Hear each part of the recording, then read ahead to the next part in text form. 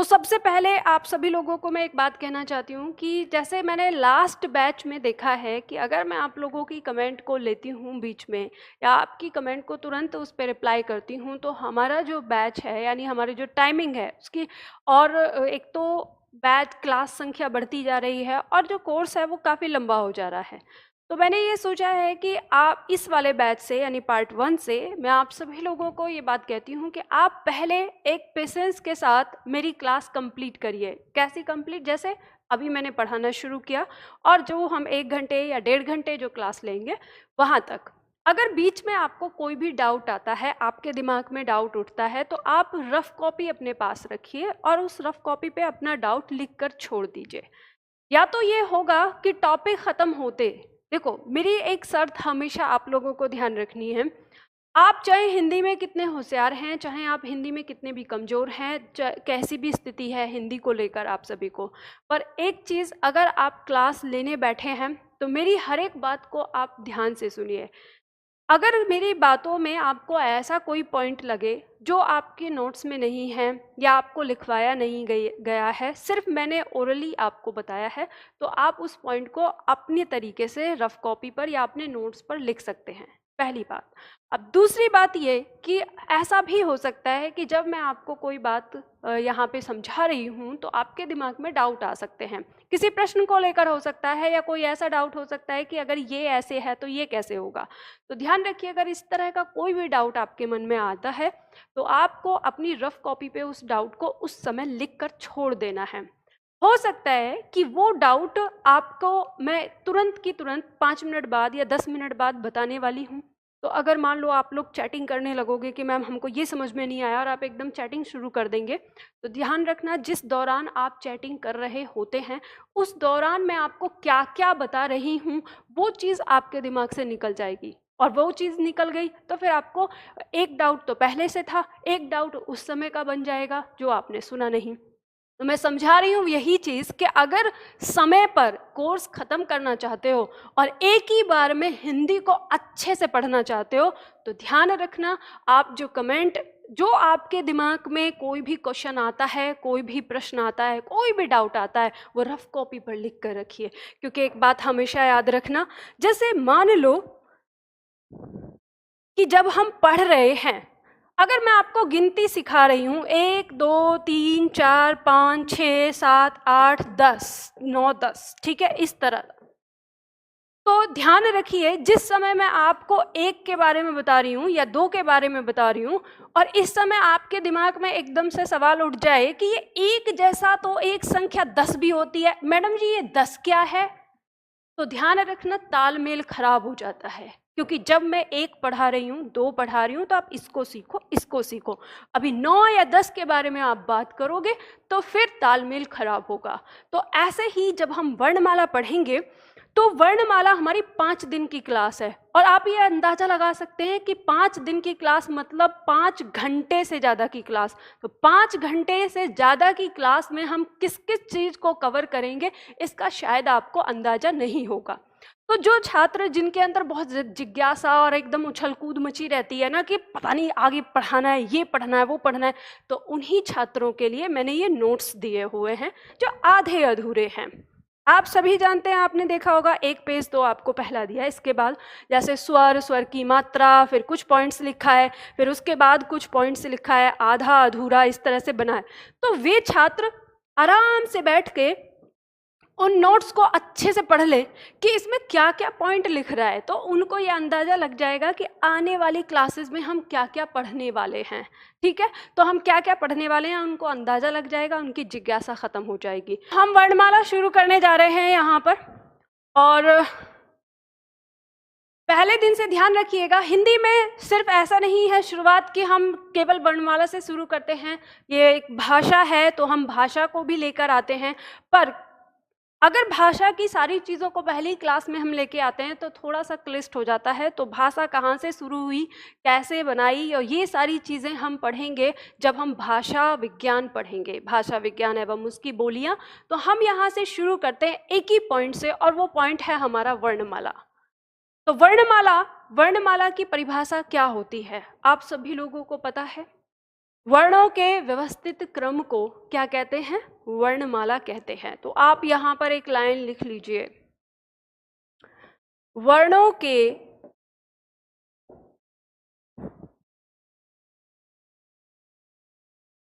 के व्यवस्थित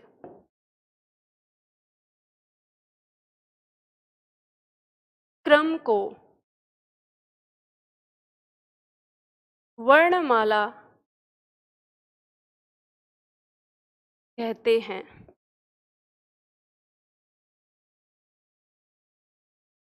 ये आपकी परिभाषा हो गई। इसी के साथ यहाँ पर एक पॉइंट आपको लिखना है, वर्ण बराबर लिपि चिन्ह।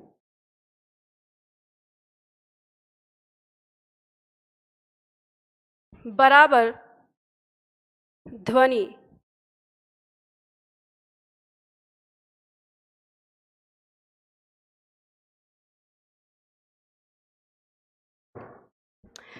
इसे लिख लीजिए।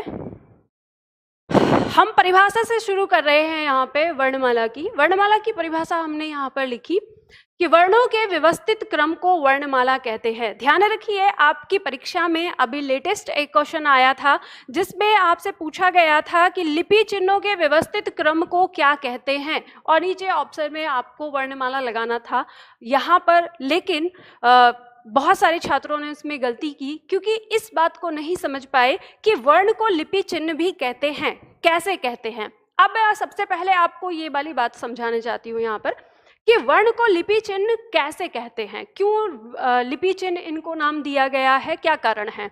तो देखो, जब हम किसी भाषा की बात करते हैं तो एक भाषा के लिखने की एक शैली होती है और उस शैली को हम लिपि कहते हैं।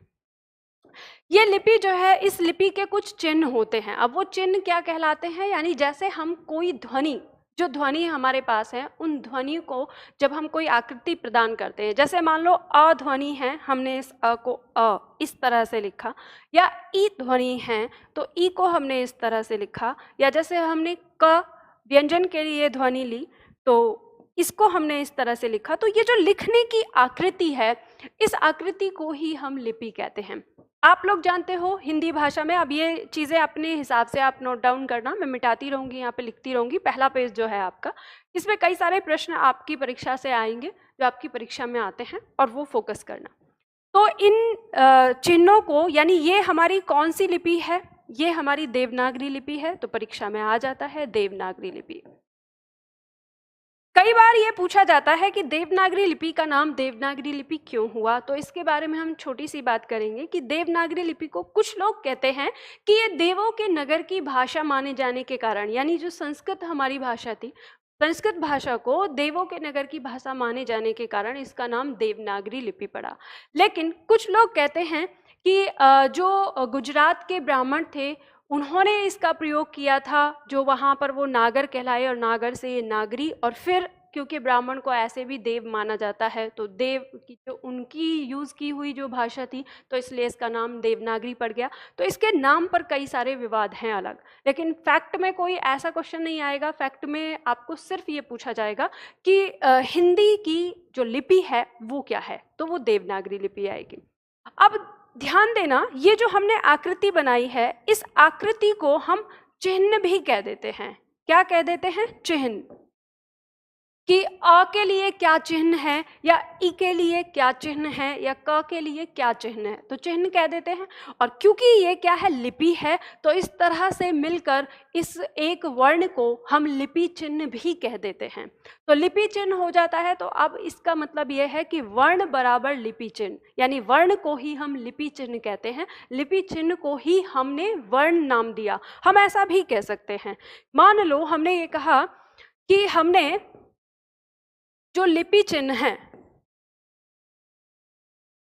लिपि चिन्ह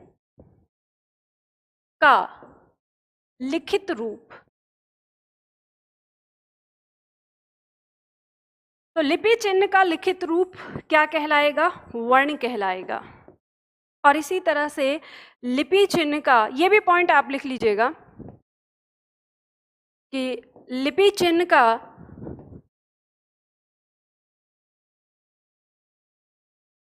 मौखिक रूप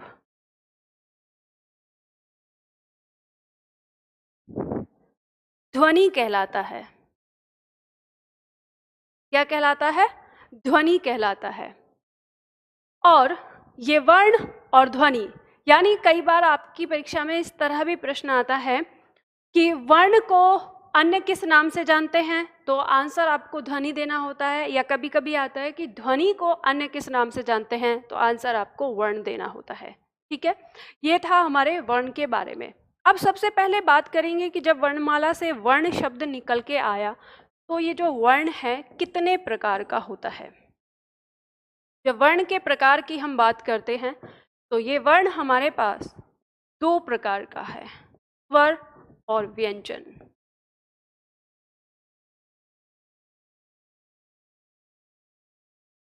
स्वर और व्यंजन। अब अगर इनकी परिभाषा की हम बात करें, तो आप लोग जानते हो इन सब की परिभाषा आप लोगों ने पढ़ी है, आपने बहुत बार पढ़ा है। तो परिभाषा इनकी क्या है?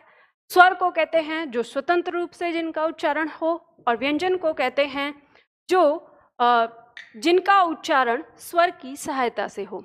तो ये चीज़ आप लोगों ने डेमो में भी पढ़ी है, यूट्यूब पे भी पढ़ी है, मैंने इसके बारे में थोड़ा विस्तार से भी पढ़ाया।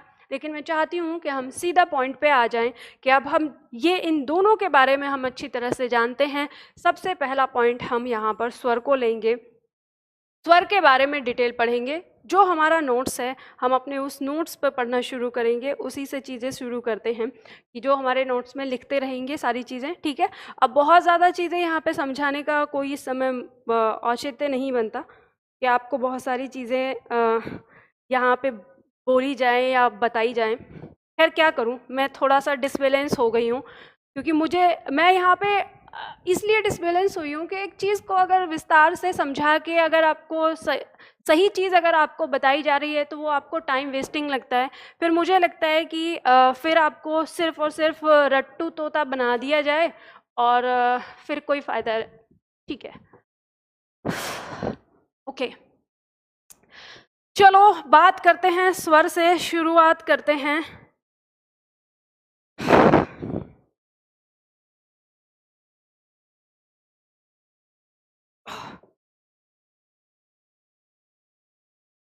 लिखो, परिभाषा लिखो स्वर की।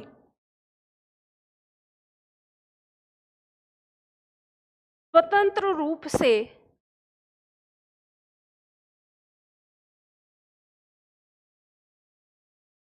उच्चारित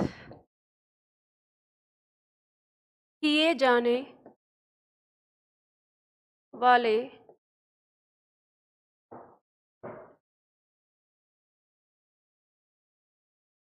वर्णों को स्वर कहते हैं।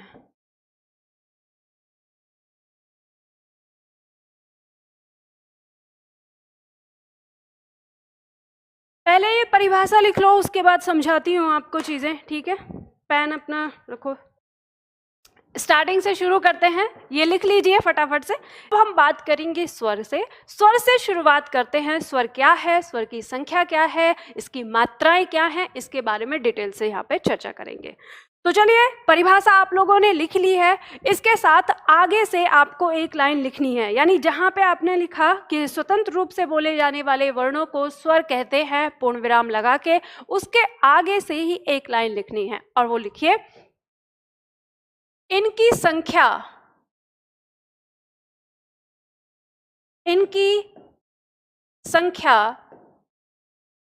और संख्या करने के बाद आगे आपको ये योजक चिन्ह, निर्देशक चिन्ह आपको लगाना है। और इसके आगे हम डिटेल बात करेंगे कि इनकी कुल संख्या की जब हम बात करते हैं, तो कुल संख्या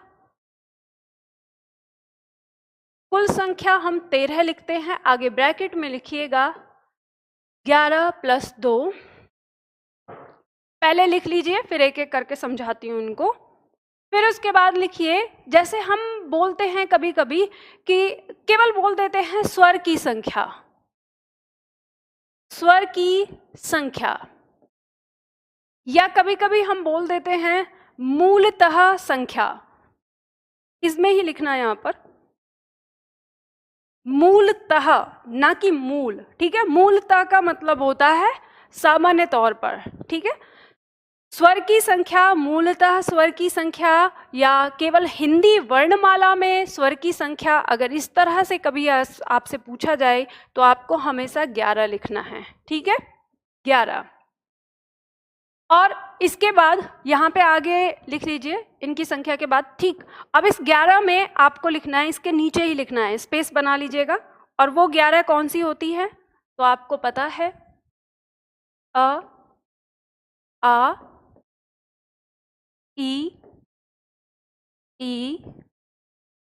उ, और री। सबके उच्चारण के बारे में बात करेंगे। ए, आए, ओ, आओ, ठीक है। ये हो गए हमारे 11 स्वर, ये हमारी हिंदी वर्णमाला के 11 स्वर माने जाते हैं। इसके साथ जब बात आती है कि हम कुल स्वर की संख्या हमने यहाँ पे 13 लिखी, तो हम कह सकते हैं कि हमारा जो अंग यानी जिसे अनुस्वार कहते हैं, और एक हमारा विसर्ग, ठीक है, ये दो होते हैं। अब इन दोनों को हमने कुल संख्या में क्यों रखा है, क्योंकि स्वर का मतलब होता है, जैसे स्वर जिन व्यंजनों का उच्चारण कराने वाले जो स्वर होते हैं, तो टोटल हमारे ये अंग और अह ये स्वर की संख्या में तब गिने जाते हैं जब हम इनका प्रयोग व्यंजन को उच्चारण देने के रूप में करते हैं। अन्यथा ये हमारे व्यंजन की श्रेणी में भी आते हैं क्योंकि ये स्वर की सहायता से बोले जाते हैं। अब आप कहेंगे कैसे व्यंजन की श्रेणी में आते हैं, तो सबसे पहले ना इन दोनों के बारे में बात कर लेते हैं थोड़ा सा। स्वर से अलग कैसे हैं ये, और व्यंजन से भी अलग कैसे हैं। ये जो हमारा अंग है, इस अंग का उच्चारण अगर हम देखें, जब हम इसका उच्चारण करते हैं अंग, तो नाक में यानी कंठ से आवाज आके नाक में जाती है, तो नाक में जो साउंड आता है वही साउंड हमारा इस अनुस्वार का होता है। लेकिन जब हम इसकी शुरुआत करते हैं तो हमें अ की मदद लेनी पड़ती है, अ की। तो इसी तरह से हमारा जो अ है, इसकी भी जब हम उच्चारण की बात करते हैं तो इसकी भी हमें इसमें भी इस अ, जैसे बोलते हैं अ, तो ये ह वाला जो साउंड यानी पूरा ह का साउंड नहीं है, ये बात ध्यान रखिए। देखिए अगर उदाहरण में मैं कोई चीज़ समझाती हूँ आपको कि ये वाला साउंड, तो उसका मतलब ये नहीं होता कि वो एग्जैक्ट वो साउंड होता है। कभी कभी कुछ चीज़ों को समझाने के लिए हमें दूसरी चीज़ की मदद लेनी पड़ती है, तो इसका मतलब ये नहीं होता कि वो वही चीज़ है जिसका हम उदाहरण दे रहे हैं। तो ध्यान दीजिए, मैंने यहाँ पे आपको बताया कि इस अ की मदद लेनी पड़ती है हमें इसके उच्चारण के लिए। इसी तरह से ये जो हमारा अह, जैसे बोलते हैं ना अतः, तो आप यहाँ पे बोलते हो अतः, तो त के बाद हम इसका साउंड जो लेते हैं अतः, अतः पूरा नहीं होता, अतः अंदर ये मुंह में ही रहता है हमारा अंदर की तरफ।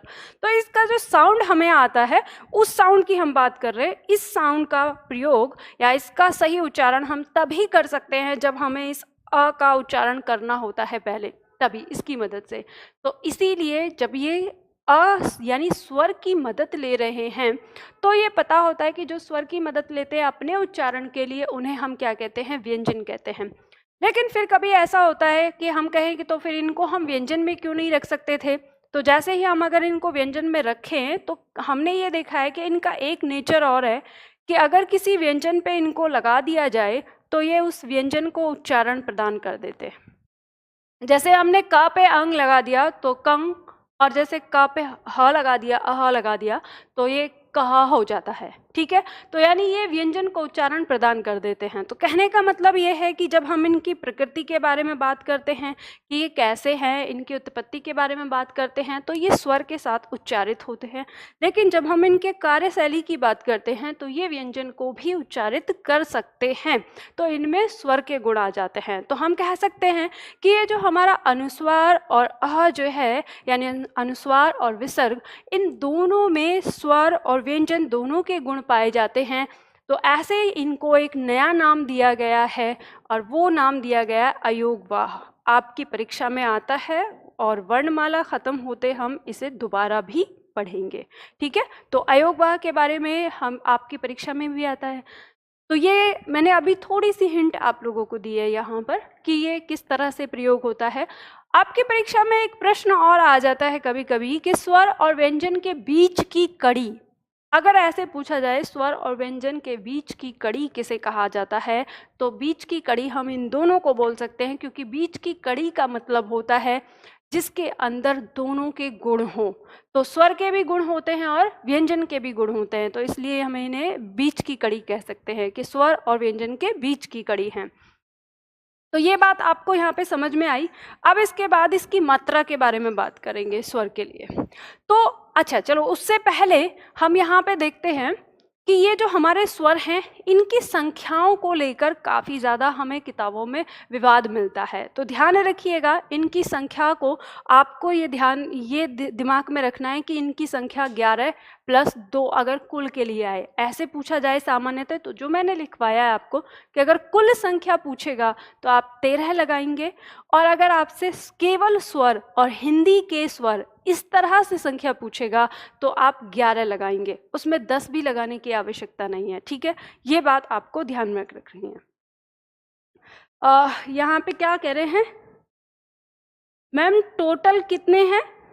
टोटल मैंने अब बताया ना, कुल संख्या 13 हमने इसके लिए रखी है। ठीक है, चलो तो अब इसके बाद आप इसमें एक और पॉइंट लिखिए, एक परिभाषा लिखिए स्वर की मात्रा के लिए। स्वर की मात्रा के सामने एक लाइन लिखिए, स्वर की मात्रा क्या होती है।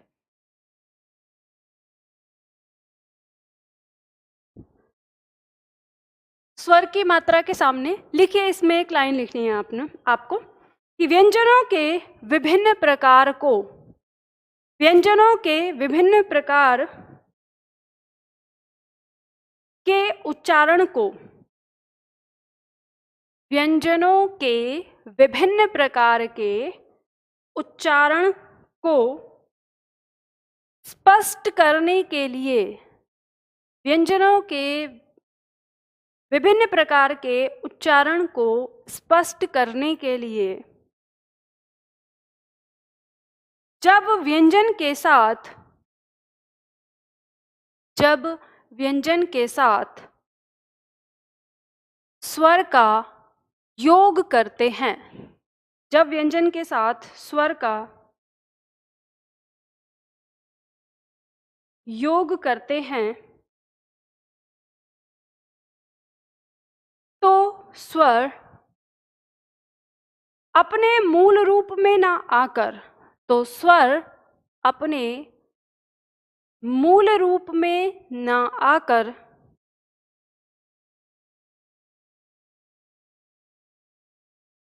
जिस रूप में आते हैं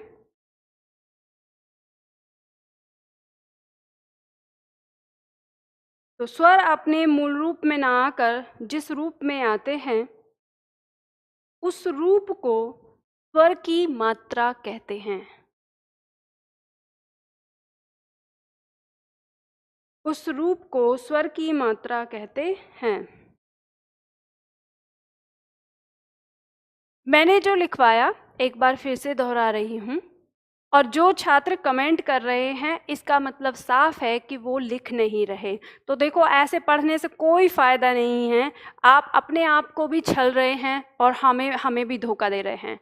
तो चुपचाप बैठ के लिखो। मैंने आपको एक पंक्ति लिखवाई है स्वर की मात्रा के लिए कि व्यंजनों के विभिन्न प्रकार के उच्चारण को स्पष्ट करने के लिए जब व्यंजन के साथ स्वर का योग करते हैं तो स्वर अपने मूल रूप में न आकर जिस रूप में आते हैं उन्हें स्वर की मात्रा कहते हैं। देखो, यहाँ पे सवाल उठता है सबसे पहले ये कि स्वर की मात्रा क्यों बनाई गई, क्या कारण है। तो स्वर की मात्रा इसलिए बनाई गई क्योंकि व्यंजन के साथ उच्चारण के लिए हमें स्वर को लगाना था, तो स्वर का होना जरूरी है। अगर हम व्यंजन के तुरंत बाद स्वर को उसके वास्तविक रूप में लिखते हैं तो फिर उससे हमारा शब्द काफ़ी लंबा भी हो जाता है। कैसे? जैसे उदाहरण देखो, मान लो हमने ऐसे लिखा है, हमने लिखा सोहन, एक शब्द हमने लिखा सोहन। अब अगर इस सोहन में आपने देखा कि ओ की मात्रा लगी हुई है और ह और न, तो अगर हम इसमें इसके स्वर जो हैं उनको मात्रिक रूप में न लिखकर अगर हम उनको उनके वास्तविक रूप में लिखें तो हम कैसे इसको लिखते? तो हम इसको इस तरह से लिखते, जो हमारा स यानी व्यंजन है इसका वास्तविक रूप ये कहलाता है। कौन सा? जो उसके हल के साथ है। इसकी मात्रा क्या है? ये ओ हो गई। उसी तरह से फिर ये हमारा जो ह है, इसका वास्तविक रूप यानी व्यंजन का ह के नीचे हल, इसके साथ यहाँ पे हमारा स्वर अ, इसके बाद न, इसके बाद अ, ठीक है। ये न इसके नीचे भी हल लगा है, तो जो हमारे व्यंजन है इनके नीचे हल लगेंगे और जो बाकी हमारा स्वर उसके साथ आ जाएगा। तो हम ऐसे अगर लिखते तो देखो इसका साइज भी कितना लंबा हो जाता है, स्थान भी गिरता है और फिर हमें पता ही नहीं चलेगा, पढ़ने में भी डिस्टर्बेंस होगा। ठीक है, इस तरह की चीज़ को पढ़ना थोड़ा मुश्किल हो जाता है, जबकि हम इसको बहुत आसानी से पढ़ लेते हैं। तो यही कारण था कि हमारे विद्वानों ने जब इस देवनागरी लिपि का निर्माण किया तो उसमें जो हमारे स्वर थे, यानी ये स्वर, इस जैसे इसकी मात्रा ये लिख दी, तो ये मात्रिक रूप और ये इसका वास्तविक रूप। तो जब भी किसी व्यंजन के साथ हमारा स्वर जुड़ने आता है या व्यंजन को उच्चारण देने के लिए आता है, तो वो सदैव अपना मात्रिक रूप ही धारण करता है उसके साथ। जैसे अ है, अ का मात्रिक रूप क्या होता है? अ का कोई मात्रिक रूप नहीं होता, लेकिन ये क्या करता है, इस ह का जो हलंत है उसको हटा देता है। ठीक है, इसी तरह से। तो अब हमें वही चीज जाननी है कि स्वर की मात्राएं क्या क्या हैं, कैसे कैसे लगती हैं। तो चलो जल्दी से फटाफट इसके बारे में जान लेते हैं। यहाँ पर सबसे पहले हम अ की बात करेंगे। मैं दोनों ही चीजें लिख रही हूँ, अ को भी और उसका मात्रिक रूप को भी साथ में लिखती जाऊंगी, मतलब स्वर को और उसके मात्रिक रूप को। तो यहाँ पे इसकी कोई मात्रा नहीं होती, ये जो हमारा आ होता है। फिर हम आ की बात करें तो आ की मात्रा इस तरह से होती है, खड़ी पाई की तरह। ठीक है, फिर हम बात करते हैं यहाँ पे हम छोटी ई की, तो छोटी ई की मात्रा इस तरह से होती है। ध्यान रखना, अभी मैं आपको लिखती जा रही हूँ तो मेरे साथ साथ लिख लीजिए, जब मैं समझाना शुरू करूँगी तब सामने देखना। हम बड़ी ई की मात्रा करेंगे तो ये इस तरह से आएगी।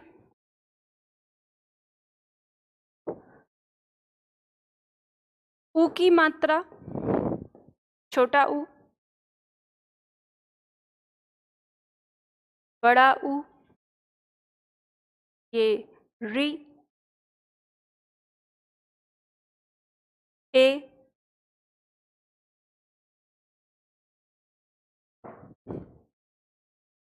आय,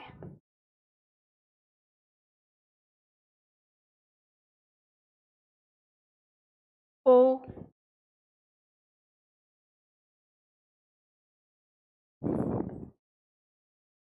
औ।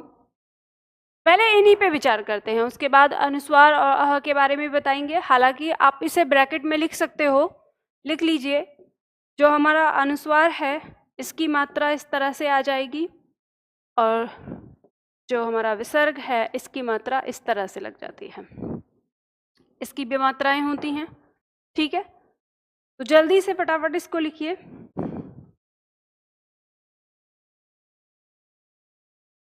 अब देखो, ध्यान दो यहाँ पर। अब अगर किसी ने नहीं लिखा है तो बाद में लिखना, पहले इधर ध्यान दो।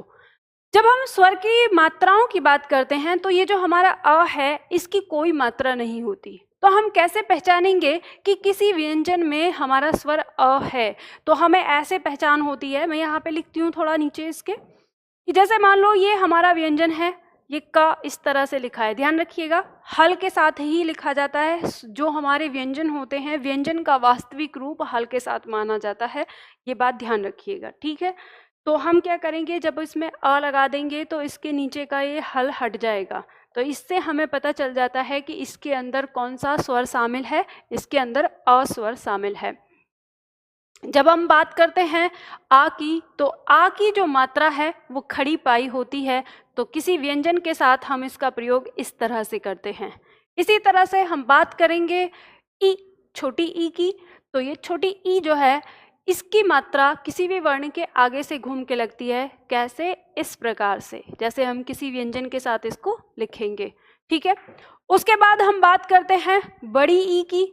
तो बड़ी ई की मात्रा की बात करें तो जैसे हमारा कोई व्यंजन होता है उसके तुरंत बाद आगे से, उसके आगे से घूमकर यानी उसके बाद बाद घूमकर, ठीक है। आगे और पीछे वाली चीज़ में कंफ्यूज हो जाते हैं ना। तो देखो इसको ऐसे ध्यान रखना कि हम इसे कह सकते हैं कि इधर की तरफ सबके मुख होते हैं, तो इधर वाले हिस्से को यानी ऐसे लेके चलेंगे तो ये सामने इसके आगे रहेगा और ये इसके पीछे वाला रहेगा, बाद वाला, ठीक है, इस तरह से। इसके बाद हम बात करेंगे ऊ की मात्रा की। तो ऊ की मात्रा का प्रयोग इस तरह से होगा, बड़े ऊ की मात्रा का प्रयोग इस तरह से होगा, और री की मात्रा का प्रयोग। अभी मैं देख रही थी कोई छात्र कह रहा था कि मैम कुछ लोग तो री को हिंदी का वर्ण नहीं बताते। देखो मैं आपको इस बात को यूट्यूब पे भी पहले बता चुकी हूँ। मुझे लगता है कि शायद आप लोगों ने मेरी क्लास देखी होगी, वो पहली वाली। अगर नहीं देखी है किसी ने तो मैं आपको यहाँ पे बताना चाहती हूँ कि जो लोग इस तरह से कहते हैं कि री जो है वो हमारा स्वर नहीं है, तो अब उनके बारे में क्या ही कहा जाए कि इसका मतलब उन्हें हिंदी का ज्ञान है नहीं। क्यों नहीं है? क्योंकि हमारी संस्कृत भाषा के आधे से ज़्यादा शब्द हमने अपनी हिंदी भाषा में शामिल किए हैं।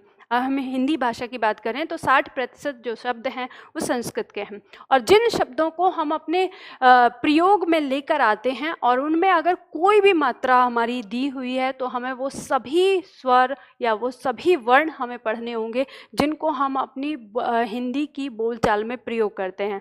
तो जैसे आप शब्द लिखते हैं पृथ्वी, शब्द लिखते हैं वृत्त, ठीक है, इस तरह के शब्द जो हमारे आते हैं, अगर हम उनको पढ़ते हैं और वो हमारी डेली रूटीन की चीज़ों में है, हमारी दिनचर्या में है, तो हमें वो वर्ण भी पढ़ना होगा। भले ही ये बात अलग है कि हिंदी के शब्दों में री की मात्रा का प्रयोग नहीं पाया जाता, लेकिन हिंदी भाषा के शब्दकोश में री की मात्रा को पूरा पूरा स्थान दिया गया है। इसलिए हम इसे अपने स्वर की संख्या से बाहर नहीं कर सकते, क्योंकि हमें इसे पढ़ना है, हमें इसे समझना है, ठीक है। तो इसलिए हमारे स्वर 11 होते हैं। और अब कोई आपसे कहता रहे, कुछ भी बोलता रहे, आपको मैंने तर्क दे दिया, आप उसे वो तर्क बता सकते हैं कि जब हम पृथ्वी शब्द को पढ़ते हैं और हिंदी भाषा के अंदर उसको पढ़ते हैं, तत्सम शब्द के रूप में हम उसको पढ़ते हैं, तो फिर हम क्यों नहीं री की मात्रा को हिंदी के स्वर में रखेंगे? हमें पढ़ना तो पड़ेगा, याद रखना पड़ेगा, ठीक है। तो इस तरह से ऐसा कोई लॉजिक नहीं है कि इसमें 10 होते हैं। फिर बात करते हैं हम, अब बात करेंगे ए की। अगर ए को हम व्यंजन में रखें तो हम इस तरह से लिखेंगे, आय का प्रयोग इस तरह से होगा, ओ का प्रयोग इस तरह से होगा, और औ का प्रयोग इस तरह से होगा। और इसी तरह से अगर हम अंग और अह का प्रयोग व्यंजन में करते हैं तो हम इस प्रकार से इनका प्रयोग करेंगे, ठीक है। सारा लिख लीजिए। लोग कहते हैं 12 खड़ी में लगाते हैं कि 12 खड़ी में हम केवल 10 ही अंकों को मतलब 10 वर्णों को देते हैं। ऐसा कुछ नहीं है। मैं तो आपको कहूँगी अगर आप यहाँ पर ये 13 के 13 वर्ण इसमें भी लिखते हैं तो भी कोई गलत नहीं है। अगर 12 खड़ी भी आप लिखें तो उसमें 13 के 13 दे सकते हैं। 13 के 13 मतलब अनुस्वार और अह, क्योंकि इनका प्रयोग हर व्यंजन के साथ होता है ऐसे। और जब प्रयोग होता है और आपके पास शब्द हैं तो फिर आप इसको विलुप्त कैसे कर सकते हैं, ठीक है। तो जो लोग करते हैं इसका मतलब वो समझते नहीं है। ठीक,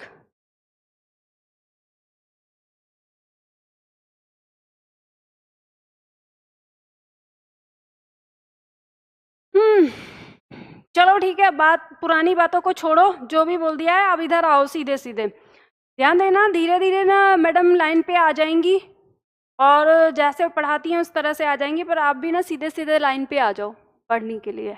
ये लिख लिया आप लोगों ने? और लिख लिया है तो फटाफट से जब लिख लेते हो तो डन भी कर दिया करो। डन, लिख लिया, ठीक। तो लिख लिया होगा, और अगर किसी ने नहीं लिखा है तो रोक लेना, है ना, मैं मिटा रही हूँ उसको। अब आपको ध्यान रखना है थोड़ी सी कुछ बातों का। वैसे देखो सच बताऊँ ना, YouTube पे कुछ क्लासेस जो हैं वर्णमाला की, मैं काफ़ी बार इस चीज़ को दे चुकी हूँ YouTube पे। तो उसकी वजह से मेरे दिमाग में ये रहा कि शायद आप लोगों ने सीखा होगा। अगर ऐसा है कि आप लोगों ने नहीं देखा है तो मैं बिल्कुल सारे पॉइंट को ना एकदम सही से बताऊंगी। ध्यान रखना, अगर इन क्लास में मैं कोई ऐसा पॉइंट अगर छोड़ दूं कि जो आपने यूट्यूब पे पढ़ा हुआ है तो वो याद रखिएगा, वो आपकी परीक्षा में नहीं आने वाला, वो केवल और केवल जानकारी के लिए था, इसलिए मैंने यहाँ पे स्किप किया। ये बात याद रखना, क्योंकि यहाँ ये वाला जो बैच है, इस बैच का फोकस जो है वो पूरी हिंदी सिखाना नहीं, आपके एग्जाम बेस्ड हिंदी सिखाना और हिंदी को सही करना। तो बहुत ज़्यादा तर्क वितर्क या बहुत सारी चीज़ें ऐसी मैं यहाँ नहीं बताऊंगी, मैं पहले ही बता दे रही हूँ, क्योंकि यहाँ पे उद्देश्य है हमारा एग्ज़ाम को टारगेट करना। तो आप यहाँ पे जैसे जो लोग यहाँ पे पढ़ रहे हैं क्लास, तो उनका फोकस ही होगा एग्ज़ाम को टारगेट करना, तो यहाँ हम एग्ज़ाम को टारगेट करके ही कुछ चीज़ें लेके जाएंगे। अगर कभी ऐसा लगे कि जो मैं इस यूट्यूब पे क्लासेस दे रही हूँ उस पढ़ाने के पॉइंट में या टॉपिक में, और यहाँ पे अगर कुछ अंतर महसूस हो, तो ये मत सोच लेना कि मैडम ने हमको कम पढ़ाया है। नहीं, ऐसा नहीं है। आप लोगों को मैं आपके एग्ज़ाम के पॉइंट ऑफ व्यू से लूँगी, और यूट्यूब पे जो है वहाँ मैं एग्ज़ाम पॉइंट कम ही लूँगी। वहाँ लूँगी वो चीज़ें जो जाननी चाहिए हिंदी के लिए, हिंदी के सुधार के लिए। ठीक है, तो यहाँ पे ये जो पॉइंट हमारे दिए हुए हैं, तो ये हमारी परीक्षा में नहीं आते। इनका प्रयोग क्या है? इनका प्रयोग केवल और केवल हमारे जानने और समझने के लिए है, तो इसलिए मैं थोड़ा सा इसको शॉर्ट में ले रही हूँ। अगर इनमें कोई भी पॉइंट समझ में ना आए तो आप मुझे लिख देना कि ये वाला पॉइंट रिपीट कर दो, तो मैं रिपीट कर दूंगी। ठीक है, देखो यहाँ पे हमारा दिया है, हमें क्या याद रखना है। हमें याद ये रखना है जब भी हम इन मात्राओं का प्रयोग करेंगे कि जैसे हमारा आ, ई, ओ, औ और अ, ये हमारी मात्राएं वर्ण के पीछे लगती हैं। ठीक है, वर्ण के बाद। जैसे उदाहरण हमें यहाँ पर दिया हुआ है, तो हम यहाँ पर देख सकते हैं। उसी तरह से पॉइंट नंबर 2 की बात करें तो पॉइंट नंबर 2 हमें कहता है कि जो हमारी छोटी ई है, ये मात्रा वर्ण के पहले लगती है। ठीक है, यानी वर्ण के आगे। तो जैसे शब्द है हमारा निधि, इसमें दोनों आगे लगी है, जैसे सिरा, जिसका आदि। ठीक है, पॉइंट नंबर 3 की बात करेंगे तो पॉइंट नंबर 3 में जो मात्रा है हमारी उ, ऊ और री, ये 3 मात्राएं ऐसी हैं जो वर्ण के नीचे लगती हैं, जैसे कुसुम, दीपू, कृषि आदि। वैसे ही पॉइंट नंबर 4 हमारा कहता है ए, अ और अ, यानी ये जो यहाँ पे चंद्र बिंदु दिया है, इसके साथ ऐसे भी एक बिंदु लगा लीजिए। यानी हम अनुस्वार और चंद्र बिंदु, इन तीनों के बारे, अनुस्वार के बारे में ही होता है, पर चंद्र बिंदु का प्रयोग कब होता है, अनुस्वार का प्रयोग कब होता है, तो आज से 7वीं क्लास में या 8वीं क्लास में हम इस चीज़ को डिटेल से पढ़ेंगे, इसलिए मैं यहाँ पर अभी समय नहीं दे रही हूँ। तो अब इसको विस्तार से पढ़ेंगे कब? जब हम वर्तनी वाला टॉपिक पढ़ेंगे, चंद्र बिंदु कहाँ लगेगा, अनुस्वार कहाँ लगेगा, ये सारी चीज़ें। ठीक है, ये मात्राएं वर्ण के ऊपर लगती हैं, जैसे हमारे उदाहरण दिए हैं, आराम से आप इसको देख सकते हैं। ध्यान देना, हमारे हिंदी भाषा में जैसे हमारा ये वर्ण है, तो हमारी जो ये मात्राएं हैं ये चारों दिशाओं में लगती हैं, यानी नीचे भी लगती हैं, ऊपर भी लगती हैं, इसके आगे भी लगती हैं, इसके बाद भी लगती हैं। तो आपको पता ही है किस तरह से, तो हमने ये चारों को देखा। ठीक, मात्राओं का प्रयोग इस तरह से। इसके बाद यहाँ पे पॉइंट नंबर 5 हमारा दिया हुआ है। पॉइंट नंबर 5 क्या कहता है, इसको समझने थोड़ा सा बेसिक आपको लिखने के लिए, कि जब किसी शब्द की शुरुआत स्वर से हो तो वह अपने वास्तविक रूप में आता है। ये कहना क्या चाहता है, जैसे हम कहते हैं किसी शब्द को हम लिख रहे हैं और वो शुरू में उसके एकदम स्टार्टिंग में कोई स्वर आया है, जैसे हमने कहा आदमी, आदमी, तो आदमी जैसे हम बोल रहे हैं तो पहले क्या आया, स्वर आया है, तो ये अपने वास्तविक रूप में आया है। अब हम इसको ऐसे नहीं लिख सकते कि ये ऐसे लिख दिया, समझ रहे हैं ना, कहने का मतलब ये है, ऐसे नहीं लिख सकते, ये गलत तरीका है, यानी ये मात्रा यहाँ नहीं लगेगी। यहाँ क्या लगेगा, शुरुआत हुई है तो ये अपने वास्तविक रूप में आएगा। समझ गए? इसके कहने का मतलब ये है कि जब कोई शब्द स्वर से शुरू होता है, तो जैसे मान लो हमने उदाहरण में लिखा इमली, तो ये अपने वास्तविक रूप में आ गई। ठीक है, उसी तरह से जैसे हमने लिखा एहसास, तो यहाँ पे क्या हो गया, वास्तविक रूप में आ गया। ठीक, आदि, इस तरह के शब्द की बात कर रहे हैं। आगे अगला पॉइंट हमारा दिया है यहाँ पर। अगला पॉइंट है, जब किसी शब्द में किसी व्यंजन के साथ दो स्वर जुड़ते हैं तो पहला स्वर मात्रा के रूप में तथा दूसरा स्वर अपने वास्तविक रूप में आता है। अब इसको समझ लो। यहाँ पे जब किसी शब्द में किसी व्यंजन के साथ दो स्वर जुड़ते हैं तो पहला स्वर, अब दो स्वर की बात क्या है, जैसे मान लो उदाहरण में हमने एक शब्द लिया, हमने यहाँ पे कहा कि शब्द जैसे शुरुआत ही देख लो, इसी से आपको पता चल जाएगा। शब्द है शुरुआत। अब अगर हम इसको तोड़ के लिखें, अच्छा इससे पहले आपको एक बात ये समझनी है कि जैसे हम जब शब्द को लिखते हैं तो पहले हमारा व्यंजन होता है, फिर उसके बाद स्वर होता है। तो व्यंजन के बाद स्वर क्यों होता है? क्योंकि वो व्यंजन को सहारा देने के लिए आया है। तो व्यंजन को सहारा देने के लिए आया है तो वो उसके बाद ही लगेगा। तो हर व्यंजन का स्वर उसके तुरंत बाद ही मिलता है। तो ऐसे ही अगर हम इसको तोड़ें तो हमें पता चलेगा कि ये हमारा क्या है, व्यंजन है, और ये इसका क्या है, स्वर है। फिर इसी तरह से र हमारा व्यंजन, देखो व्यंजन हमेशा हल के साथ ही लिखा जाएगा, और र का व्यंजन क्या है, स्वर क्या है, यहाँ पर उ है। फिर इसके बाद हमारा ये आ गया, इसके बाद व्यंजन त और इसका स्वर अ। तो देखो यहाँ पे जो आपको ये देखने को मिला कि ये जो र हमारा यहाँ पर स्वर व्यंजन है, इसके तुरंत बाद लगातार दो स्वर आए हैं, लगातार दो स्वर आए हैं। पहले उ और फिर आ।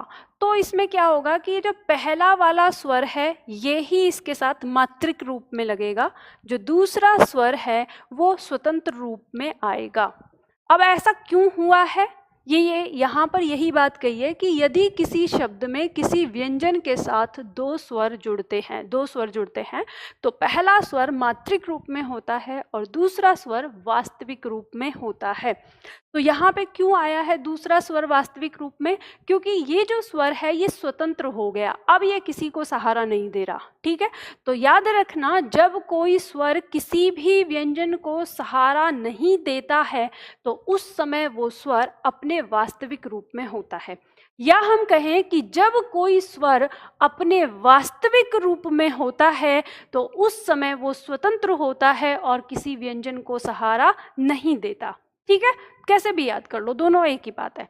तो यहाँ पे आपको ये बात पता चल जाती है कि यानी जब हम लिखेंगे तो जिस तरह से ये शुरुआत शब्द लिखा हुआ है इसको हम ऐसे नहीं लिख सकते। जैसे कई बार हमारे छात्र ऐसे कर देते हैं, शुरुआत स पे उ की मात्रा, र पे उ और आय लगा दो ऐसे। तो इस तरह से जो तरीका है वो क्या हो जाता है, गलत हो जाता है। तो इसी को हमने यहाँ पे बताने की कोशिश की है। ठीक, चलो तो ये वाली चीज़ अब हमारी यहाँ पे ये समाप्त हुई। अब इसके बाद बात करते हैं हम स्वर के वर्गीकरण की।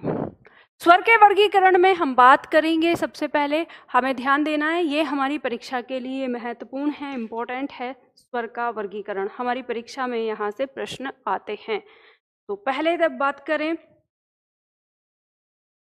स्वर का वर्गीकरण कितने प्रकार से किया जा सकता है, तो हम देखते हैं यहाँ पे हम उत्पत्ति के आधार पर उसका वर्गीकरण कर सकते हैं, या उच्चारण काल के आधार पर कर सकते हैं, या जीव के प्रयोग के आधार पर कर सकते हैं, या होठों की स्थिति के आधार पर कर सकते हैं, या मुख खुलने की स्थिति के आधार पर कर सकते हैं। तो सवाल उठता है कि इतने प्रकार का वर्गीकरण कैसे दिया है, और आपकी परीक्षा में यहाँ से प्रश्न आते हैं। अभी तक जो हमने पढ़ा उसमें हमारे 2-4 प्रश्न हैं जो फैक्ट के रूप में आते हैं, बार बार रिपीट होते हैं, लेकिन होते थे, अब नहीं होते। वर्तमान समय की बात करें तो अब वहाँ से वो प्रश्न रिपीट नहीं होते कि स्वर की संख्या क्या है या व्यंजन की संख्या क्या है। अब उल्टा, अब दूसरे तरीके से आने लगा है। अब इसे आप एडवांस कह सकते हैं चाहें, और वो क्या है कि अब वो आपसे पूछने लगा है प्रकार के आधार पर, जो इसका हम वर्गीकरण करते हैं ना कि ये इसके आधार पर, ये इसके आधार पर, आपसे पूछ सकता है उत्पत्ति के आधार पर स्वर कितने प्रकार के हैं, या पूछ सकता है आपसे उच्चारण काल के आधार पर स्वर कितने प्रकार के हैं, जीव के प्रयोग के आधार पर स्वर कितने प्रकार के हैं। तो अब वो आपसे प्रकार पूछता है कि कितने प्रकार के हैं, और सबको अलग अलग याद करना है आपको कि ये किसके आधार पर है, ये किसके आधार पर है। ठीक है, तो परीक्षा के दृष्टिकोण से अब यहाँ पे हम बात करेंगे। सबसे पहले हमें यहाँ दिया हुआ है उत्पत्ति के आधार पर। उत्पत्ति के आधार पर थोड़ा समझने की कोशिश करेंगे कि उत्पत्ति के आधार पर हमारे स्वर किस प्रकार से। उत्पत्ति के आधार पर स्वर के दो प्रकार होते हैं, मूल स्वर और संधि स्वर। देखो सिंपल सी बात समझनी है, अब सिर्फ शब्दों से चलना है, शब्दों का खेल है। आपकी परीक्षा में 2-4 मिनट का समय होता है और शब्द अगर आपके सामने आ गए, आप उसी से चीज़ों को याद करेंगे और उसी से आप आगे उसे समझने की कोशिश करेंगे। यहाँ पे 2 नाम दिए हैं। सबसे पहले तो आप इसको समझ लो, उत्पत्ति। उत्पत्ति मतलब जब इनका निर्माण हुआ है, जब ये बनाए गए हैं। तो बनाते समय ये कितने प्रकार के थे? 2 प्रकार के, मूल स्वर और संधि स्वर। मूल स्वर का मूल का मतलब होता है, मूल का शाब्दिक अर्थ होता है जड़, और जड़ का मतलब शुरुआत। ठीक है, तो शुरुआत जिन स्वरों से हुई वो स्वर क्या कहलाए? वो मूल स्वर कहलाए। ठीक है, जिन स्वरों से मतलब जिन स्वरों को हमने सबसे पहले उत्पन्न किया वो स्वर हमारे क्या कहलाए? वो मूल स्वर कहलाए। अब देखो ये कौन से हैं, तो आप कह सकते हो यहाँ पे कि ये 4 होते हैं, 4 होते हैं। कौन कौन से? ये लिख लीजिए, अ, ई, उ और री। सबसे पहले जब स्वर के बारे में, स्वर को बनाया गया, तो इन्हीं 4 स्वरों को बनाया गया, अ, ई, उ और री। ठीक है, इन्हीं का प्रयोग हुआ।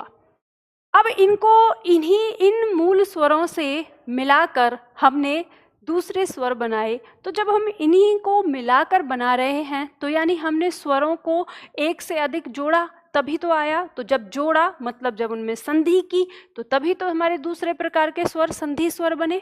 संधि स्वर का मतलब क्या है? जो जोड़कर बनाए गए हैं। ठीक है, 2 वर्णों से जोड़े गए। अब 2 वर्ण कौन कौन से हैं वो तो हम बाद में देखेंगे, पर हमारे कम से कम 2 वर्ण आपस में जुड़े, कम से कम 2, हो सकता है 3 वर्ण भी जुड़े हों। ठीक है, तो अब हम यहाँ पे देखते हैं कि संधि स्वर हमारा किसको कहते हैं। तो संधि स्वर जो स्वर मूल स्वर के आपस में जुड़ने से बनते हैं अथवा 2 स्वरों के योग से बनते हैं, उन्हें संधि स्वर या दीर्घ स्वर या गुरु स्वर। देखो 3 नाम हैं, याद रखना, संधि स्वर, दीर्घ स्वर और गुरु स्वर। अब बात आती है यहाँ पर, कई बार हमारे छात्र, जैसे ये इसमें दिया है ना दीर्घ स्वर, तो दीर्घ स्वर को, अब दीर्घ स्वर को लेके हमारी परीक्षा में अलग अलग कई तरह से प्रश्न आते हैं। तो आपको प्रश्न की प्रकृति को पहचानना होगा जब भी आपको उत्तर देना है। ठीक है, तो यानी अब हम जो संधि स्वर है उसको दीर्घ स्वर भी कहते हैं और उसको गुरु स्वर भी कहते हैं। तो हमारे पास ये डिटेल हो गई। अब हम इसमें आगे बढ़ते हैं। आगे दिया है कि ये संधि स्वर हमारे 2 प्रकार के होते हैं। आगे दे दिया मूल दीर्घ स्वर और संयुक्त स्वर। तो याद रखना, कई बार इस मूल दीर्घ स्वर को हम केवल दीर्घ स्वर के नाम से भी जांचते हैं या हम इसे दीर्घ स्वर के नाम से भी मानते हैं। ठीक है, ये बात ध्यान रखना, किताबों में ये दोनों जगह इसको दीर्घ स्वर का नाम दिया गया है, यानी यहाँ पे भी। तो ये मूल दीर्घ स्वर का मतलब क्या होगा? तो मूल दीर्घ स्वर का मतलब आप समझिए कि जो वर्ण सेम जाति के होते हैं, यानी समान जाति के। और संयुक्त स्वर में वो हो जाएंगे जो स्वर समान जाति के नहीं हैं। तो इसको विस्तार से लिखते हैं, विस्तार से इस पर चर्चा करते हैं, देखते हैं क्या। इसमें आप इसका उदाहरण लिख सकते हो जो यहाँ पर है। यहाँ अपना नोट्स पूरा कर लो पहले समझने के लिए। 2 लाइन लिख लीजिए यहाँ पे। यहाँ लिखिए मूल दीर्घ स्वर। तो इसमें आगे लिख लीजिए आ, ई, उ, और यहाँ पे हो जाएगा आपका संयुक्त स्वर। संयुक्त स्वर, और संयुक्त स्वर में क्या हो जाएगा? ए, आए, ओ और आओ। ये लिख लीजिए।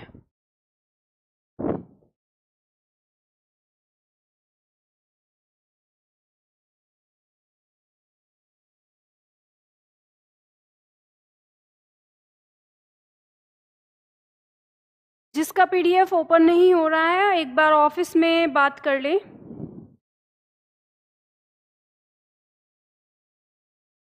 प्रशांत कुमार, आप क्लास के बाद फोन करिएगा। आपने कहा है कि मेरा सब्जेक्टिव एग्ज़ाम है, हेल्प मी। क्लास के बाद आप फ़ोन कर लीजिएगा, एक बार बात कर लीजिएगा मुझसे, स्टाफ से कहिएगा कि मैम ने मुझसे बात करने के लिए कहा है, प्रशांत कुमार, ठीक है? तो मैं आपसे डिटेल में बात करूँगी या जो भी चीज़ है आपके एग्ज़ाम को। यहाँ पे 6 पॉइंट प्लीज़ बता दीजिए, फिर से बताती हूँ, अभी रखिए, ये आपने लिख लिया होगा।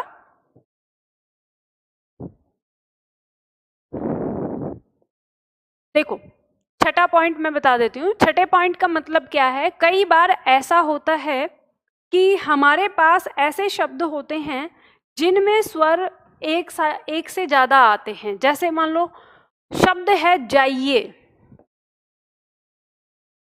ऐसे लिखते हैं हम, जाइए। तो अब अगर इसको आप इसका वर्ण विच्छेद करेंगे तो ये है व्यंजन, इसके बाद ये स्वर है, यहाँ पे ई भी स्वर है और ए भी स्वर है, तो ये लगातार इसमें देखो 3 स्वर आ गए ना। तो ऐसी सिचुएशन जब भी हो कि कभी आपका व्यंजन आया हो, अब ये शब्द के बीच में भी हो सकता है, ठीक है? ऐसा नहीं कि शब्द की शुरुआत में, शब्द के बीच में भी हो सकता है, शुरुआत में भी हो सकता है। तो ये आपका व्यंजन है। अगर व्यंजन के तुरंत बाद लगातार 2 स्वर आ जाते हैं तो पहला वाला जो स्वर है वो व्यंजन को उच्चारण दे देता है मात्रिक रूप में आके, जैसे यहाँ पे इसने मात्रिक रूप में आ गया। लेकिन उसके बाद उसी में जब तक इनके बीच में कोई व्यंजन ना आए, ठीक है, जब तक कोई व्यंजन ना आए तब तक ये लगातार अगर आते जाते हैं तो ये अपने वास्तविक रूप में ही लिखे जाते हैं। इनकी मात्राओं का प्रयोग केवल व्यंजन के साथ होता है, ये बात रखनी है, ठीक है? ये बात हमें इसमें ध्यान में रखनी थी, पता करनी थी। जैसे एक उदाहरण हम ले लें, मान लो शब्द है हमारा गुंजाइश, शब्द लिखा जाता है जैसे गुंजाइश शब्द होता है। तो इस शब्द में भी हमारे पास क्या है कि यहाँ पे ये ज है व्यंजन यहाँ, और इसका स्वर है आ, और फिर यहाँ पे ई दिया है। तो ध्यान रखना पहला स्वर जो है वो मात्रा के रूप में आ गया और बाकी जो दूसरा स्वर है वो वास्तविक रूप में। फिर इसके बाद हमारा यहाँ पर व्यंजन आ गया, तो व्यंजन और फिर उसका स्वर, ठीक है? तो ये कहने का मतलब ये था 6 पॉइंट का कि अगर लगातार आपके किसी व्यंजन के साथ लगातार स्वर आ जाते हैं तो हर स्वर की मात्रा आप वहाँ पर नहीं लगाएंगे, केवल एक स्वर की मात्रा का प्रयोग करेंगे उस व्यंजन के साथ। अब हम बात कर रहे थे यहाँ पे उत्पत्ति के आधार पर स्वर की संख्या, उत्पत्ति के आधार पर स्वर के प्रकार की, जिसमें हमने ये देखा ह्रस्व स्वर और मतलब लघु स्वर, सॉरी मूल स्वर, जिसको यहाँ पे दिया है, जिसका नाम ह्रस्व स्वर, लघु स्वर और मूल स्वर दिया है, और ये संधि स्वर। अब मैं यहाँ पर आपसे ना एक प्रश्न पूछती हूँ, ऐसे तो नॉर्मली आप सब लोगों को पता ही होगा उसका आंसर, मुझे पता ही है आप लोग सही आंसर दोगे, बट ऐसे प्रश्न आते हैं तो आपको परीक्षा में कैसे सॉल्व करना है वो मैं यहाँ पे बताना चाहती हूँ। मान लो आपसे ये पूछा गया, ये आपकी परीक्षा में आया भी है, मैं यहाँ पे 3 प्रश्न लिखूंगी, आपको आंसर देना है। दीर्घ स्वर निम्न में से, पूरा ही प्रश्न लिख देती हूँ, निम्न में से दीर्घ स्वर कौन सा है, कौन सा है, ठीक है? और आपको प्रश्न संख्या 1, प्रश्न संख्या 2, प्रश्न संख्या 3, ए ऑप्शन, प्रश्न संख्या 1 में ए ऑप्शन हो गया आ, बी ऑप्शन हो गया आ, सी ऑप्शन हो गया ओ, डी ऑप्शन हो गया आओ, और आपको 1 2 3 के साथ में लिखना है, ठीक है? दीर्घ स्वर कौन सा है। अब ऑप्शन 2 में आपको फिर बताना है, ए ऑप्शन हो गया ई, बी ऑप्शन हो गया ई, सी ऑप्शन हो गया ए, डी ऑप्शन हो गया आई।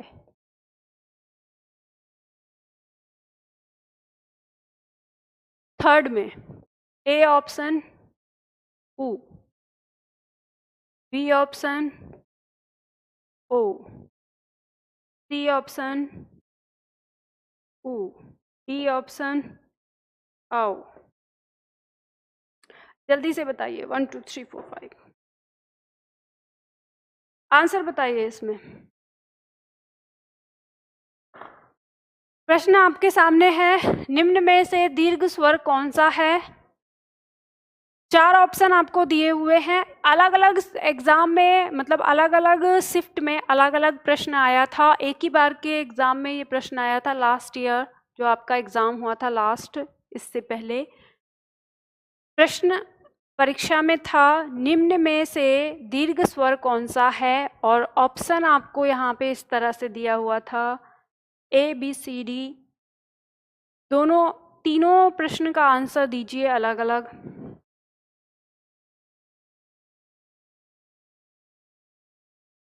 राकेश ने कहा है ए, सबने ए लगाया है इसमें। कुछ लोग बी आंसर दे रहे हैं, कुछ लोग सी आंसर दे रहे हैं। अच्छा, कुछ लोगों ने डी आंसर भी इसका दिया है।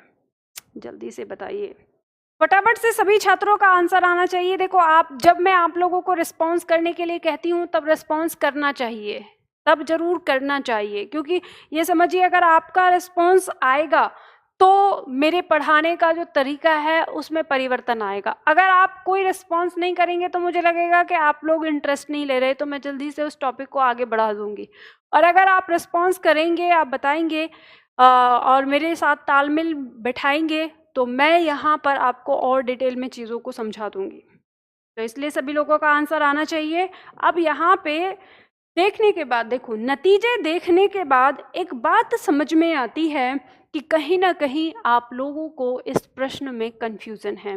बहुत सारे छात्र हमारे ऐसे हैं जिन्होंने आंसर गलत भी दिया है, बहुत सारे छात्र ऐसे हैं जिन्होंने आंसर सही दिया है। तो सबसे पहले मैं आप लोगों को इनका आंसर बताती हूँ और फिर उसके बाद आप लोगों से बात करती हूँ।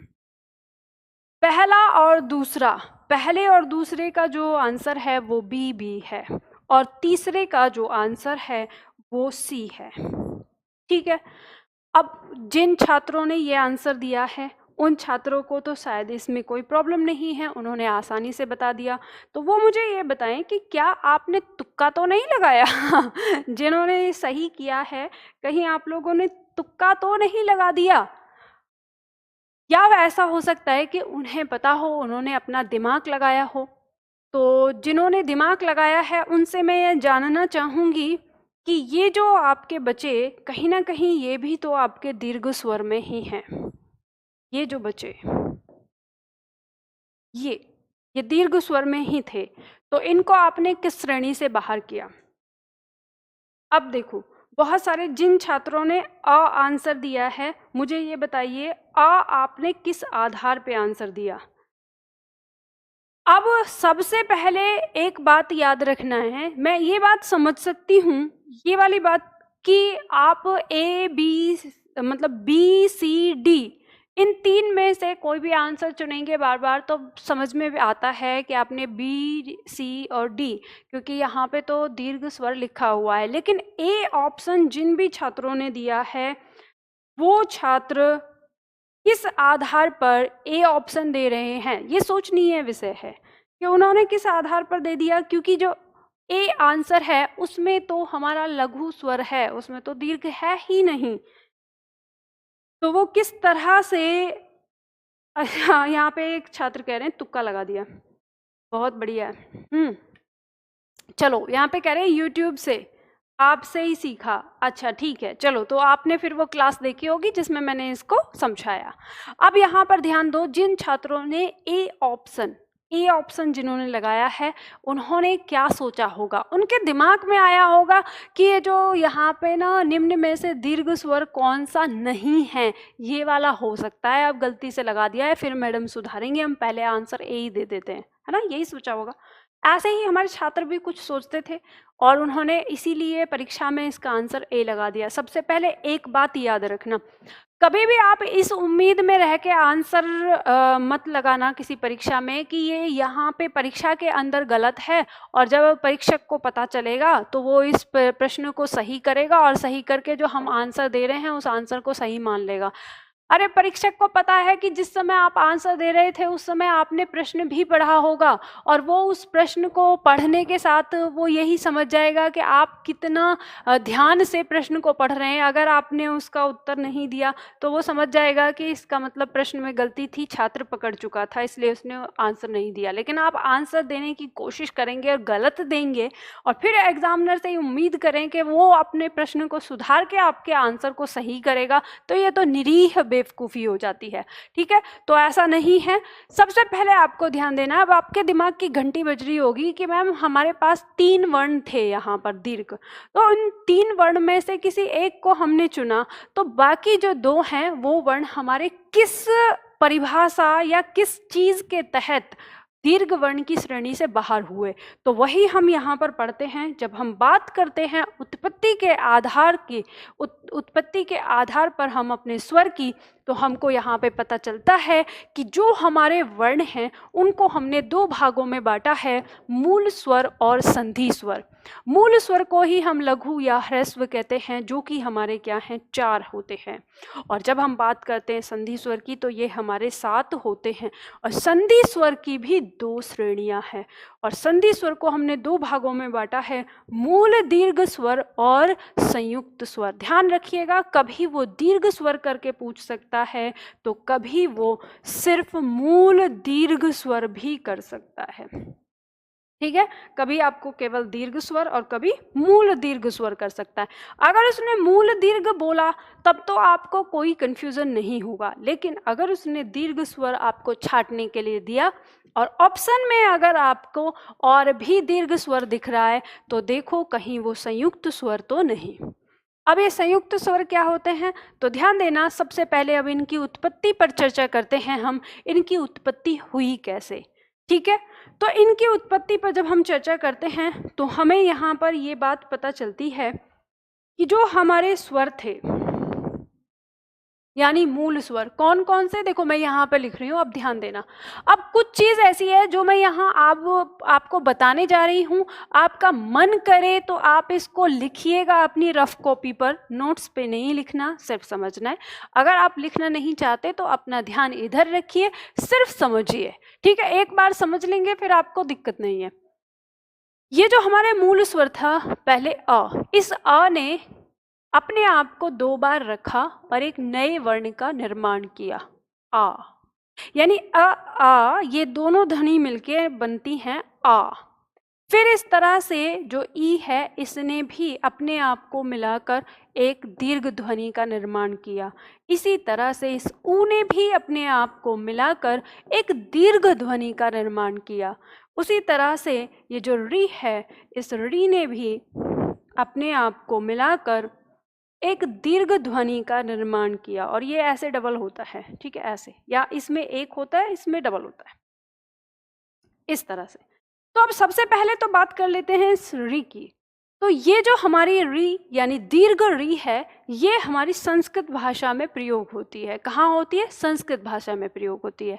लेकिन जब हमने हिंदी भाषा में वर्ण को लिया, ग्रहण किया, तो हमने केवल री का प्रयोग किया। ठीक है, किसका प्रयोग किया? केवल री का प्रयोग किया, एक ही का, और उसको दीर्घ को हमने यहाँ नहीं लिया। तो जब एक ही का प्रयोग किया है तो अब हम इसको हटा देते हैं, इसमें फिर हमें पढ़ने की आवश्यकता नहीं है। हमें ये पता चल गया कि ये मूल दीर्घ तो एक है ही, इससे कोई वर्ण हमारा नहीं बनना, तो ये स्वतंत्र रूप में हमने यहाँ रख लिया। अब बात करते हैं इन 3 की। इन तीनों ने अपने ही जैसी ध्वनि एक साथ और मिलाकर इन 3 वर्णों का निर्माण किया। ये 3 वर्ण ही कहलाए हमारे दीर्घ वर्ण। ठीक है, अब दीर्घ वर्ण क्या होता है? अगर हम परिभाषा की बात करते हैं तो हम कहते हैं जिनका उच्चारण लघु वर्ण की तुलना में 2 गुना हो, या लघु वर्ण जितना उच्चारण होता है उसका 2 गुना समय लेते हैं। तो लघु वर्ण का, अब क्योंकि आपको पता है एक लघु वर्ण और एक लघु वर्ण, तो 2 लघु वर्ण मिलकर ही इसको बना रहे हैं, तभी तो ये दीर्घ वर्ण कहलाया। तो ये इस तरह से दीर्घ हो गया। अब आपको इसमें एक चीज़ और ध्यान रखनी है कि जब ये भी वही वर्ण है और ये भी वही वर्ण है, तो सेम वर्ण के ना, समान वर्ण के, तो समान वर्ण से उत्पन्न होने के कारण इनको एक नाम और दिया गया, सजातीय। देखो, अगर आप इस तरह से याद कर लोगे और ऐसे समझ लोगे कि किस वजह से इनको सजातीय वर्ण कहा गया है और कैसे ये सजातीय वर्ण की श्रेणी में आते हैं, ये डिटेल अगर अपने दिमाग में रख लोगे तो आपको रटने की आवश्यकता नहीं पड़ेगी। आपकी परीक्षा में प्रश्न आता है कि निम्न में से सजातीय वर्ण कौन से हैं, और ऑप्शन आपको ऐसे ही दे देगा। आपको ये इनमें से कोई एक दे देगा और 4-5 और कहीं से वर्ण रख देगा और पूछ लेगा कि सजातीय वर्ण बताना है। तो सजातीय वर्ण वे वर्ण हैं जो एक ही वर्ण के दोहराव से बने हैं। तो एक ही वर्ण के दोहराव से बने हैं, तो ये मतलब आ, ई, उ, ये 3 ही वर्ण हैं हमारे, जो क्या कहलाएंगे, सजातीय कहलाएंगे। ठीक है। अब ये जो सजातीय वर्ण हैं, या चाहे आप इसको सजातीय स्वर कहो, ठीक है, चाहे इसको आप क्या कहो, सजातीय स्वर कहो। तो अब सजातीय वर्ण की बात हो या सजातीय स्वर की बात हो, तो हमारा क्या होगा, ये 3 होंगे। ये हमने बना लिए, तो ये हमारे कहाँ पे आ गए, आपको पता ही है, जब ये बन के आए तो ये हमारे 3 यहाँ रख गए। अब इसके बाद ये हमारे मूल स्वर जो बचे, तो इस आ ने अपने साथ ई का मेल किया और इसका ये वर्ण बना दिया। फिर उसी तरह से इस आ ने इस ए के साथ मेल किया और आय बना दिया। ठीक है। उसी तरह से फिर इस अ ने, देखो ध्यान रखना, ये जो अ है ना, आप इसको स्वरों का लीडर भी कह सकते हो। ये जो अ है हमारा, इसे हम स्वर का लीडर भी कह सकते हैं। ये सबसे अग्रिम रहता है, और कुछ भी किसी को यानी स्पेशल कुछ एक्स्ट्रा काम करना होता है तो ये अ ही करता है। तो अ ने ही अपने साथ पहले पहले तो अपने आप को जोड़ा, तो सजातीय वर्ण बनाए, और फिर इस अ ने ही ई के साथ जोड़ा और अ ने फिर उ को जोड़ा, और किसी को आपस में मेल नहीं किया इसमें। तो अ ने इस ई को मिलाकर, सॉरी यहाँ पे अब ये तो हमारा बन गया, उ की बात करेंगे। इस आ के साथ उ का मेल करके इन्होंने क्या बनाया, ओ बनाया, और उसी तरह से इस अ ने इस ओ के साथ मेल करके औ बनाया। अब आपको ना किताबों में ये थोड़ा अलग भी देखने को मिल सकता है, ये वाला जोड़ा। कुछ किताबों ने इसकी जगह ये भी लिखा है कि हम आ के साथ ई का मेल करते हैं, तो ध्यान रखना ये दोनों बराबर हैं। ऐसे ही इसमें भी कुछ लोगों ने आ के साथ ऊ का मेल करके इसको बनाया, तो ये दोनों बराबर हैं। और ये दोनों बराबर कैसे हैं वो मैं आप लोगों को दिखा देती हूँ यहाँ पर। कई बार हमारे छात्रों के दिमाग में रहता है, तो वो मैं आप लोगों को यहाँ पे बता देती हूँ कि कैसे बराबर हैं। देखो, आप इसे ऐसे देख सकते हो, जैसे हम इसकी बात कर रहे हैं, सबसे पहले हम इस वर्ण को ले, यहाँ पे हमने ए प्लस उ मिलकर क्या बनाया है, ओ बनाया है। ठीक है। और दूसरे में हमने यहाँ पे क्या लिखा, ए प्लस ओ लिखा, और तब हमने क्या बनाया, औ बनाया। अब ये बताइए कि ये जो हमारा ओ आया है, अगर हम इसके स्थान पर ये वैल्यू रख दें, मैथ पढ़ लो थोड़ा सा, है ना, इसके स्थान पर ये वैल्यू रखने, क्योंकि ये बराबर ये है, तो हमने ये ए प्लस उ लिख दिया। अब ये हमारे पास एक प्लस है ही, ये रखा है यहाँ, तो ये आपको पता है ना, ये ए मिलकर यहाँ पर क्या बना था, आ बना था। तो आ प्लस उ अगर आ जाएगा तो ये भी हमारा क्या होगा, आउ हो जाएगा। अब जो छात्र मैथ जानते हैं वो इस फॉर्मूले को समझ गए होंगे, और आप उस वैज्ञानिकता के आधार को भी समझ गए होंगे जो हमारी हिंदी का है। क्योंकि जिन छात्रों को मैथ आता है अच्छी तरह से समझ में, अब वो इन सारे वर्णों को इस तरह से कर सकते हैं। जब आप x और y का मान निकालते हैं ना, x और y का मान जिस तरह से, तो अब आप इसमें समझ चुके होंगे। ठीक है। तो इसलिए अब फॉर्मूला चाहे ये लिखा हुआ हो चाहे ये लिखा हो, दोनों का मतलब एक ही है। अब जो छात्र इसको न समझ पाए हों ये वाले फॉर्मूले, तो घबराने की आवश्यकता नहीं है, आपकी परीक्षा में यहाँ से कोई प्रश्न नहीं आता। ये सिर्फ मैंने इसलिए बताया है कि आपको अगर किताबों में फॉर्मूले में अंतर नजर आए तो आप घबराना मत कि ये गलत है, वो सही है, ठीक है। ये टीजीटी पीजीटी के जो छात्र हैं उनमें फॉर्मूला कभी कभी पूछ लिया जाता है उनकी परीक्षा में, तो उन्हें ये ध्यान रखना है। अब यहाँ पर देखिए कि तो ये 4 वर्ण हमारे सामने जो आए, तो ये 4 वर्ण सबसे पहले तो इनको ध्यान में रखना है, क्योंकि ये एक अलग वर्ण और एक अलग वर्ण इन दोनों के मेल से बने हैं, तो इनको हमने नाम दिया संयुक्त, ठीक है। अब संयुक्त क्योंकि ये क्या है, स्वर, तो हमने इन्हें संयुक्त स्वर का नाम दिया।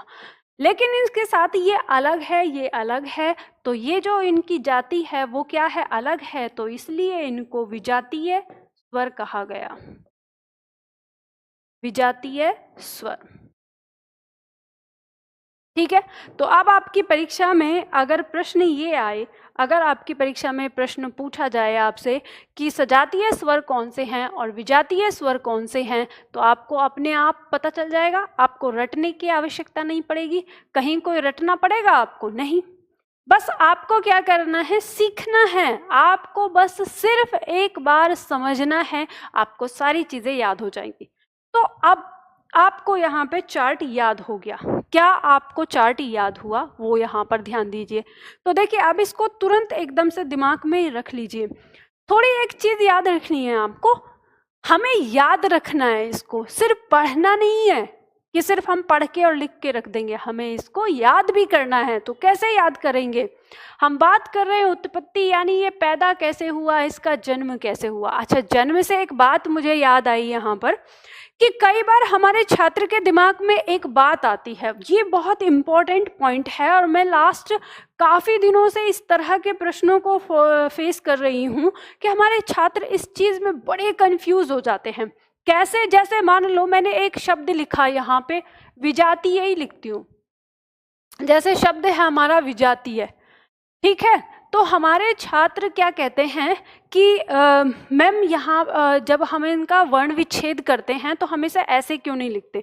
तो सबसे पहले ध्यान देना, अगर हम विजातीय शब्द का वर्ण विच्छेद करते हैं कि इसमें कौन कौन से वर्ण हैं, तो हम इसे ऐसे करते हैं, पहले आएगा हमारा व्यंजन, फिर आएगा हमारा स्वर, ठीक है, फिर हमारा व्यंजन और फिर इसका स्वर, और फिर हमारा यहाँ पर व्यंजन, और फिर हमारा यहाँ पर स्वर, और फिर हमारा यहाँ पर व्यंजन, और फिर हमारा यहाँ पर स्वर।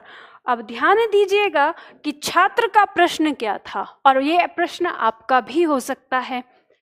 छात्र ने प्रश्न किया कि मैम ये तो हमने लिख दिया, ये तो आप ही ने बताया था कि ये अ प्लस अ से मिलकर बना है, तो हम इसको ऐसे क्यों नहीं लिख रहे कि ज और अ इस तरह से, और इसी तरह से कि ई को, कि ये तो आप ही ने बताया है कि ये जो बड़ा ई है हमारा, ये बना है अ प्लस ई से, तो हम इसको ऐसे क्यों नहीं लिख रहे।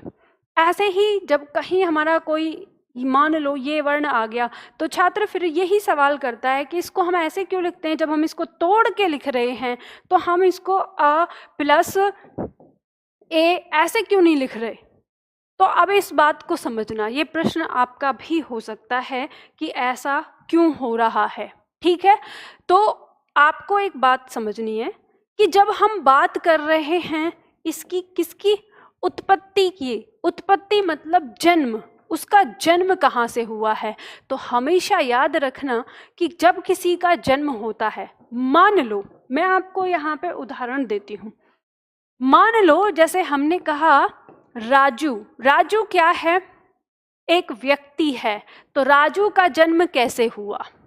अगर हम ये पूछें राजू क्या है, एक व्यक्ति है, राजू का जन्म कैसे हुआ, तो राजू का जन्म उसके माता पिता से हुआ, तो यानी राजू की माँ और राजू के पिता।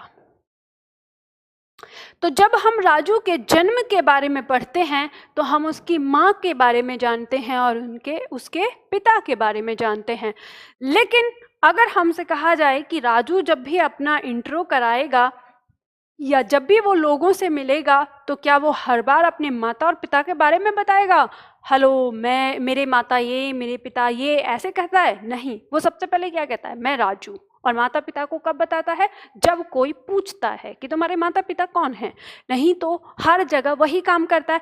कंपनी में जाएगा तो वही काम करेगा, बाहर कहीं घूमने जाएगा तो राजू जाएगा, यानी हर जगह क्या करेगा? राजू ही करेगा। यानी इसका अपना क्या है? स्वतंत्र अस्तित्व है, स्वतंत्र अस्तित्व है ना।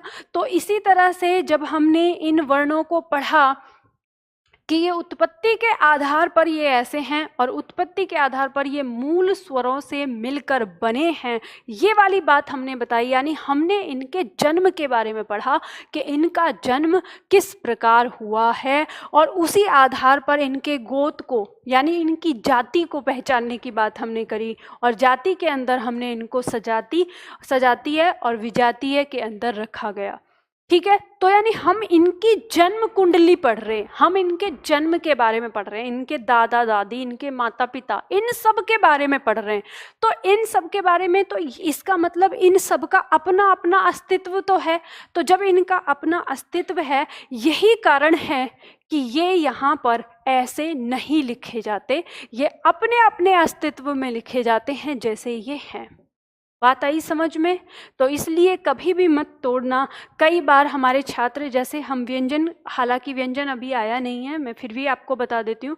जैसे हमारा ये व्यंजन है छ, इसका जो इसकी उत्पत्ति है वो हम मानते हैं कि हमारा आधा क और ये जो हमारा श है इससे आता है, और इसमें अगर हम इस तरह से स्वर लगा दें तो कई बार हमसे ये बच्चे पूछते हैं कि जैसे शब्द आ गया, अगर हमने लिखा कक्षा, तो वो कहते हैं कि हम इसको ऐसे ही क्यों लिखते हैं, इसका वर्ण विच्छेद ऐसे क्यों करते हैं, इस तरह से हम इसको यहाँ पर ये क और श इस तरह से क्यों नहीं लिखते ये।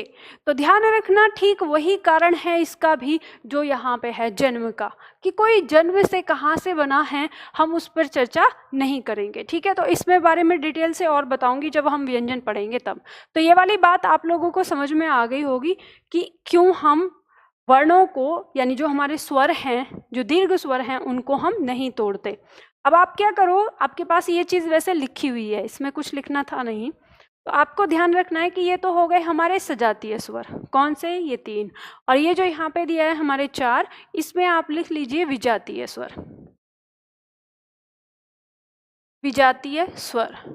ठीक है, और देखो ये आपका चार्ट, जो आपके जो नोट्स हैं ना, वो इस प्रकार से बने हैं कि ये नोट्स आप लोगों को, मतलब इन नोट्स को आप लोग तो देख सकते हो, आप लोग समझ सकते हो, क्योंकि आप लेक्चर के साथ इनको पढ़ रहे हो। कोई दूसरा देखेगा तो शायद उसको ये समझ में भी नहीं आएगा।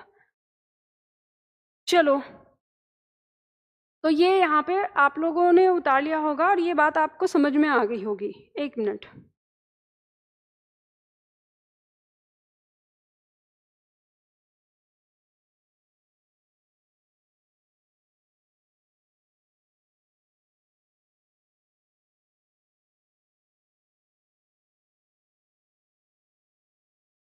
चलो देखो, तो ये बात समझ में आ गई। तो हमने आज यहाँ पे क्या सीखा, ध्यान देना। हमने यहाँ पे सीखा उत्पत्ति के आधार पर हमारे जो स्वर हैं वो 2 प्रकार के होते हैं, जिसमें हमने जाना कि मूल स्वर और संधि स्वर। ये आगे संधि स्वर में हमने जान लिया कि संधि स्वर हमारे 2 प्रकार के होते हैं, मूल दीर्घ स्वर और संयुक्त स्वर।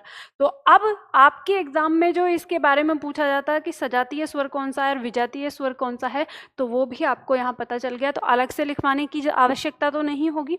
अब मुझे एक बात ये बताइए कि यहाँ ये जो हमने आज यहाँ पे किया इसका वर्गीकरण, यहीं तक आप लोगों को कराऊं या इसके आगे भी कराऊं?